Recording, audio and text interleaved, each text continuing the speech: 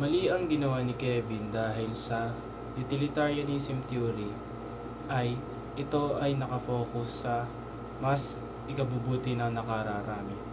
Habang ang ginawa ni Kevin ay hindi nakabuti sa nakararami at lalong-lalo na sa kanyang mga kaklase. Dahil ang pandaraya sa exam ay hindi mabuting gawain at hindi dapat ginagawa ng isang estudyante. Habang iniisip ni Kevin na ito ay nakabuti para sa sarili niyang kagustuhan, marami namang naapektuhan ng mga kaklase niya. At sa kadahilan ng ito, may ginawa ang propesor na mas pahirapin ang susunod pang exam.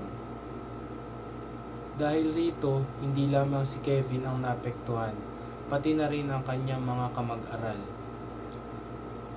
Habang sa deontological theory of ethics naman ay mali ang ginawa ni Kevin dahil ang pandaraya ay hindi dapat ginagawa ng isang mabuti at nag-aaral na estudyante.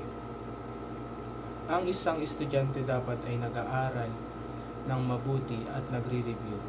At responsibilidad din ng isang estudyante na mag-aral at mag-review, lalong-lalo na kung may paparating na eksaminasyon o anumang gawain na nakaukol sa school.